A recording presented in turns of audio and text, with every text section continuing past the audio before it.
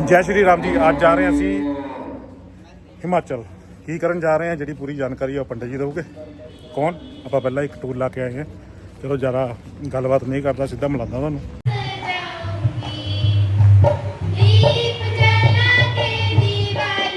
राम पंडित जी, जय श्री राम जी। कहाँ लेकर जा रहे हैं आज दौलतपुर जा रहे हैं जी। उत्थे गौशाला एक बहुत बड़ी जी जी उत्थे ਜਿਹੜੇ ਸੰਤ ਆ ਉਹਨਾਂ ਨੇ 108 ਕਥਾ ਦਾ ਸੰਕਲਪ ਲਿਆ जी। ਤੇ ਸਪੈਸ਼ਲ ਉਹਨਾਂ ਦਾ ਬੇਟਾ ਇਨਵਾਈਟ ਕਰਨ ਆਏ ਸੀ, ਕਹਿੰਦੇ ਕਿਸੇ ਦਿਨ ਜ਼ਰੂਰ ਆਣਾ। ਤੇ ਅੱਜ ਅਸੀਂ ਪੂਰੀ ਟੀਮ ਦੇ ਨਾਲ ਉੱਥੇ ਮੱਥਾ ਟੇਕਣ ਜਾ ਰਹੇ ਹਾਂ। ਆਓ ਉੱਥੇ ਦਰਸ਼ਨ ਕਰਵਾਉਂਦੇ ਗਊ ਮਾਤਾ ਦੇ ਵੀ ਤੇ ਸੰਤਾਂ ਦੇ ਵੀ। ਆਓ ਚੱਲਦੇ ਆ ਤੇ ਗੱਡੀ ਆ ਚੁੱਕੀ ਹੈ। ਚਲੋ ਜੀ, ਅੱਜ ਦੇ ਸਫ਼ਰ ਦੀ ਸ਼ੁਰੂਆਤ ਸ਼੍ਰੀ ਰਾਧਾ ਗੋਬਿੰਦ ਸਨੇਹ ਮੰਦਰ ਤੋਂ ਕੀਤੀ ਗਈ। ਜਾ ਰਿਹਾ ਹਿਮਾਚਲ, ਕਿਹੜੀ ਜਗ੍ਹਾ ਤੇ ਜਾ ਰਹੇ ਆ? 100 ਸ਼ਾਇਦ 28 ਪਤਾ ਨਹੀਂ ਕਿੰਨੀਆਂ ਜਿਹੜੀਆਂ ਸ਼੍ਰੀਮਦ ਭਾਗਵਤ ਕਥਾ ਹੋਣਗੀਆਂ। ਤੇ ਅੱਜ ਜਿੰਨੀ ਵੀ ਚੱਲ ਰਹੀ ਹੈ, 23 ਵੀ ਚੱਲ ਰਹੀ, 24 ਵੀ ਚੱਲ ਰਹੀ, ਪੂਰੀ ਜਿਹੜੀ ਡਿਟੇਲ ਦੇ ਨਾਲ ਜਾਣਕਾਰੀ ਦੇਵਾਂਗੇ। ਔਰ ਕਰਦੇ ਅਸੀਂ ਪਹੁੰਚ ਗਏ ਜਿੱਥੇ ਚੱਲ ਰਹੀ ਸੀ ਸ਼੍ਰੀਮਦ ਭਾਗਵਤ ਕਥਾ। ਤੇ ਚਲੋ ਪੂਰੀ ਡਿਟੇਲ ਦੇ ਨਾਲ ਕਵਰੇਜ ਕਰਦੇ ਆ। ਆਹ ਜਿਹੜੀ ਜਗ੍ਹਾ ਹੈ ਜਿੱਥੇ ਪਹੁੰਚੇ ਆ ਹਿਮਾਚਲ ਦੇ ਵਿੱਚ, ਨੰਗਲ ਜਿਹੜਾ ਵਾਲਾ ਆਇਆ ਰਸਤੇ 'ਚ, ਉਹਦੇ ਨਾਲ ਹੀ ਟਰਨ ਕੀਤੇ ਆ। ਬਾਕੀ ਪੰਡਿਤ ਜੀ ਦੱਸੋਗੇ ਕਿੰਨੀ ਕਥਾ ਹੋ ਰਹੀ ਹੈ ਔਰ ਕਿੰਨੀਆਂ ਕਥਾ ਜਿਹੜੀਆਂ ਇੱਥੇ ਹੋਣੀਆਂ। ਅੱਜ ਪੰਡਿਤ ਜੀ ਆਹ ਉਹ ਜਗ੍ਹਾ ਆ, ਕੀ ਕਹਿੰਦੇ ਸੀ ਕਿ ਭਾਗਵਤ ਜਿਹੜੀ ਕਿੰਨੀਆਂ ਕਿੰਨਵੀਂ ਚੱਲਦੀ ਵੀ? ਇਹਨਾਂ ਨੇ 108 ਭਾਗਵਤਾਂ ਕਰਾਣੀਆਂ ਮਹਾਰਾਜ ਜੀ ਨੇ। 27ਵੀਂ ਹੈ 27ਵੀਂ ਹੈ। ਕਾਫੀ ਪ੍ਰਾਚੀਨ ਹੈ। ਤਾਂ ਮਤਲਬ 27 ਸਾਲ ਕਿੰਨੇ ਭਾਗਵਤ ਨੂੰ ਹੀ ਹੋ ਗਏ। ਤਾਂ ਸਾਲ 'ਚ ਇੱਕ ਵਾਰੀ ਕਰਵਾਉਂਦੇ ਆ ਜਾਂ ਦੋ ਜਾਂ ਤਿੰਨ? ਇੱਕ ਜਾਂ ਦੋ। परंतु महाराज हम जो आपकी बहन चाहते हैं इसके नशे ये हमारा तो गाँव में सबसे बड़ी बात होती है। अगर हमारी हो गई तो अकल की हमारी सबसे बड़ी होती है। रिश्तेदारों में अगर सबसे धनवान हम लोग ये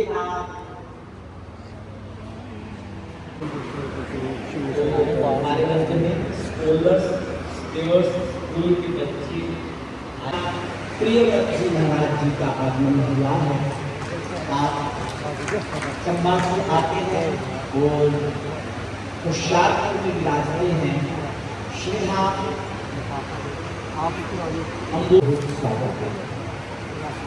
रास बिहारी भगवान की श्रीमद् भागवत महापुराण। तो अब हम बच्चों का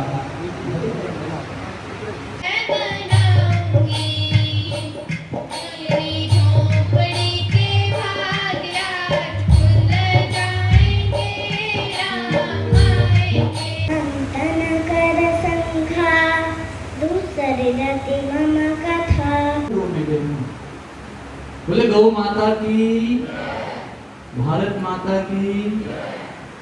आज बड़ा खुशी का दिन। हमारे महाराज श्री के चरणों में कोटि कोटि वंदन। और महाराज श्री व्यासपीठ पर आसीन हमारे नामी कन्हैया जी, ये साक्षात हमारे कृष्ण हैं।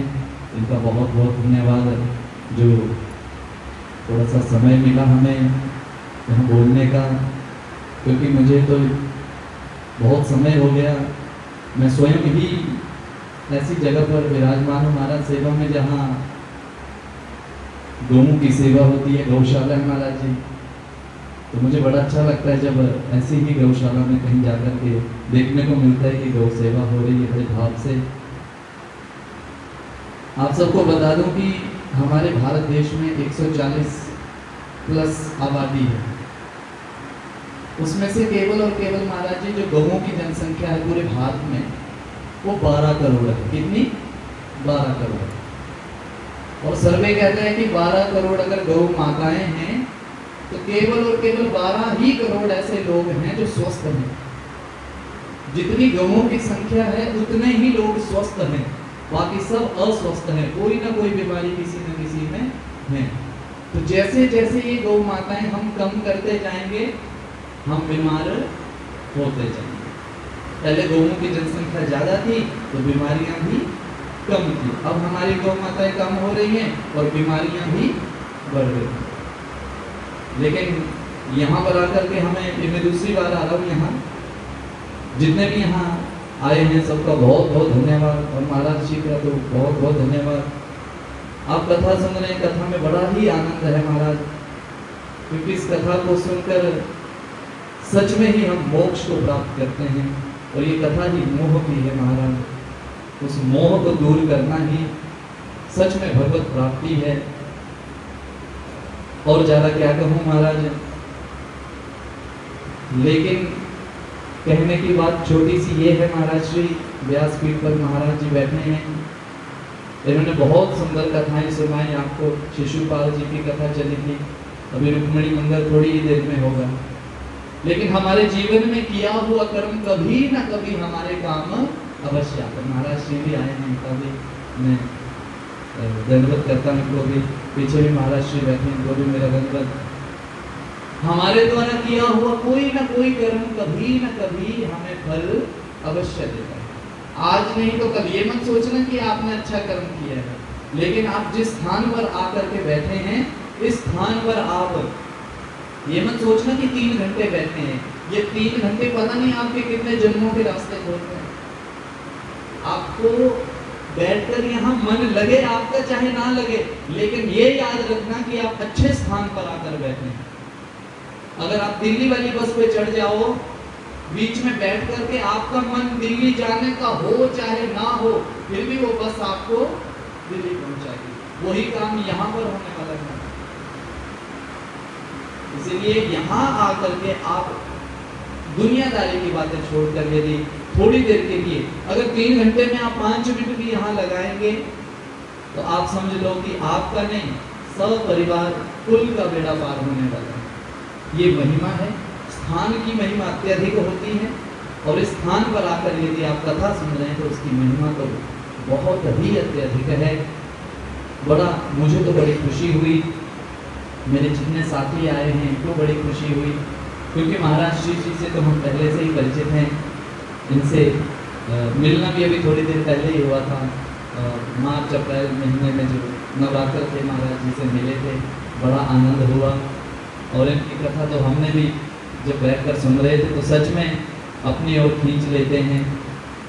यही अगर आप अपने बच्चों को साथ ला करके भी अपने साथ बिठा करके इनकी कथा का श्रवण करवाएं, तो सच में इससे बड़ी उपलब्धि कोई नहीं हो सकती।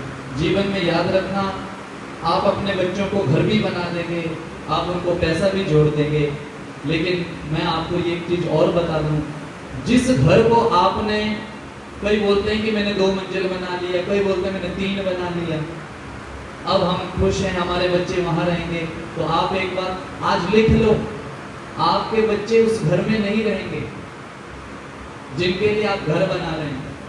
जैसे आप अपने पुराने घरों में नहीं रहते, वो भी अपने उस पुराने घर में नहीं रहेंगे, उससे और बड़ा घर बनाएंगे। और जितना आप 1 महीने में पैसा कमाते हैं ना सब, आपके बच्चे ऑनलाइन घर बैठे उतना पैसा 1 दिन में कमा लेंगे।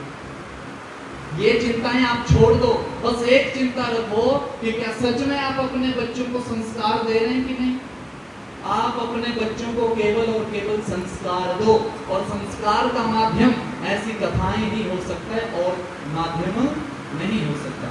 मुझे स्कूल का नाम तो पता नहीं, लेकिन इससे पहले जो एक स्कूल के बच्चे आए थे, महाराज श्री ने भी उनको आशीर्वाद दिया, और जिस बच्चे ने वो नवधा भक्ति बताई है ना, मैं बोलता हूँ कि बड़े से बड़े को भी शायद नव भक्ति के बारे में याद नहीं होगा। एक बार पुनः उस बच्चे के लिए दोबारा ताली बजाना। धन्य है उस बच्चे के माँ बाप, और वो स्कूल का नाम मुझे पता नहीं, पूछूंगा मैं बाद में, लेकिन सच में ऐसा स्कूल महाराज जी भी कह रहे थे कि होना चाहिए। ऐसे स्कूल हों, ऐसी कथाओं का निरंतर श्रवण हो। आप अपने बच्चों को बस संस्कार दीजिए, संस्कार का माध्यम इससे बड़ा कोई भी नहीं हो सकता। मैं पुनः महाराज श्री जी को धन्यवाद करता हूँ कि उन्होंने ये प्रण जो रखा हुआ है गौ माता की सेवा का, हम तो निरंतर इनके साथ हैं। गौ सेवा के लिए तो हम 24 घंटे तत्पर रहते हैं, और आप सबका प्रेम देखकर गौ माता के प्रति हमें बड़ा आनंद हुआ। मैं धन्यवाद करूंगा सभी का, और हमारे महाराज जी व्यास जी का बहुत बहुत धन्यवाद, आई हुई साथ संगत का बहुत बहुत धन्यवाद। बोले गौ माता की जय। ਹੁਣ ਕਿਹੜੀ ਜਗ੍ਹਾ ਜਾ ਰਹੇ ਗਊਸ਼ਾਲਾ ਗਊਸ਼ਾਲਾ ਜਿਹੜੀ ਇੱਥੇ ਦੀ ਲੋ ਜੀ ਨਾਲ ਪੰਡਿਤ ਜੀ ਦੇ ਮਿੱਤਰ ਜਿਹੜੇ ਨਾਲ ਜੁੜੇ ਨੇ। ਕੀ ਨਾਮ ਭਾਈ? ਸ਼ੁਭ ਨਾਮ? ਤਰੁਣ ਸ਼ਰਮਾ ਜੀ। ਤਰੁਣ ਸ਼ਰਮਾ ਜੀ, ਤੇ ਉਹੀ ਜਿਹੜਾ ਸਾਨੂੰ ਗਊਸ਼ਾਲਾ ਜਿੱਧਰ ਹੈਗੀ ਹੈ ਲੈ ਕੇ ਜਾ ਰਹੇ ਨੇ। ਤੇ ਚਲੋ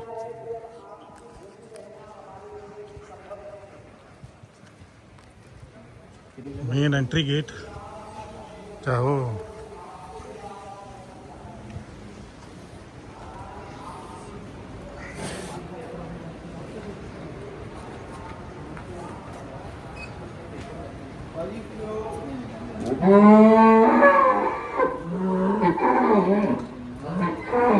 ਉਹ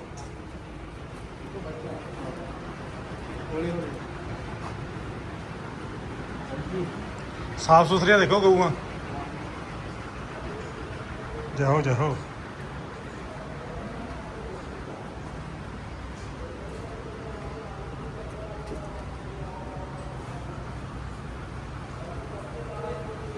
जी गौशाला देखिए एक सामने अंदर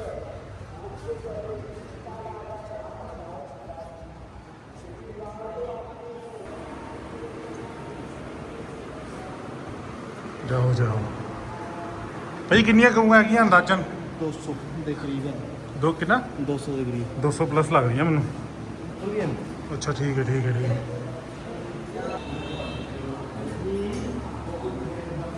गऊं साफ है क्लीन है ना कलर भी है कलर देखो है ना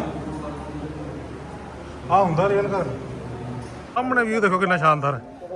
ਜਾਓ ਜਾਓ ਫੋਟੋ ਖਿੱਚ ਰਹੇ ਵਧੀਆ ਆ ਉਹ ਸਾਹਮਣੇ ਹਾਂਜੀ ਹਾਂਜੀ ਉਹ ਸਾਹਮਣੇ ਚਿੰਤਪੁਰਨੀ ਮਾਤਾ ਮੰਦਿਰ ਹੈ। ਇਹ ਹੁਣ ਜਾ ਰਹੇ ਆ ਲੰਗਰ ਖਾਣ ਦੇਖਦੇ ਆ ਹਿਮਾਚਲ ਚ ਆਏ ਆ ਤਾਂ ਧਾਮ ਹੀ ਹੋਣੀ ਚਾਹੀਦੀ ਹੈ ਬਾਕੀ ਉੱਧਰ ਜਾ ਕੇ ਦੇਖਦੇ ਹਾਂ। ਚਲੋ ਜੀ ਜੋ ਹਿਮਾਚਲ ਆਏ ਆ ਧਾਮ ਤਾਂ ਲਾਣੀ ਬਣਦੀ ਹੈ ਦਿਖਾਣੀ ਬਣਦੀ ਹੈ।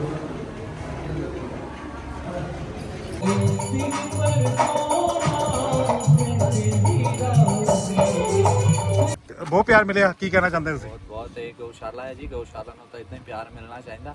ਇੱਥੇ ਦੇ ਲੋਕੀ ਬਹੁਤ ਮੰਨਦੇ ਇਸ ਜਗ੍ਹਾ ਨੂੰ ਤੇ ਅੱਜ ਅਸੀਂ ਵੀ ਆਏ ਦਰਸ਼ਨ ਕੀਤੇ ਆਨੰਦ ਲਿੱਤਾ ਅਸੀਂ ਵੀ ਤੇ ਮਹਾਰਾਜ ਸ਼੍ਰੀ ਨੇ ਆਪ ਬੜਾ ਸਨਮਾਨ ਕੀਤਾ। ਇਹ ਤੋਂ ਵਧੀਆ ਸਾਨੂੰ ਹੋਰ ਕੀ ਚਾਹੀਦਾ ਹੈ। ਬਹੁਤ ਬਹੁਤ ਧੰਨਵਾਦ ਇਹਨਾਂ ਦਾ ਸਾਡੇ ਵੱਲੋਂ।